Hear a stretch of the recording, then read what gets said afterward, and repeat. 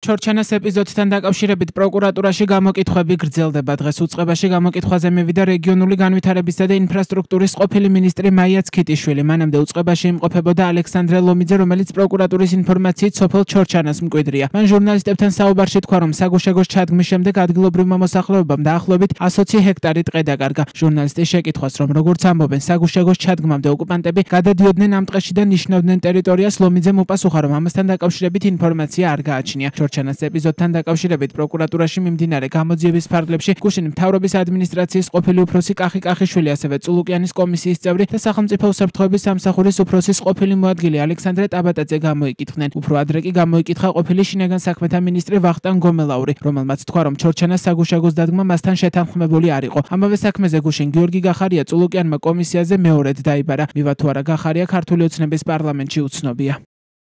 თავად გადაწყვეტს მივა თუ არ მივა ამ კომისიაზე. რაც შეეხება თავად ამ ეპიზოდს, ჩორჩანას ეპიზოდს, ჩვენ კიდევ ერთხელ უნდა ვთქვათ, რომ რეალურად ეს იყო ერთადერთი ის იშვიათი გამონაკლისი, როდესაც გახარიას შინაგან საქმეთა მინისტრობის დროს სახელმწიფო მოიქცა ისე, როგორც უნდა იქცეოდეს ნამდვილად ღირსეული თავმოყვარე სახელმწიფო, ვისთვისაც მშვიდობა არის მთავარი პრიორიტეტი, მაგრამ ამავე დროს სახელმწიფოს ღირსებაც არის არანაკლები პრიორიტეტი.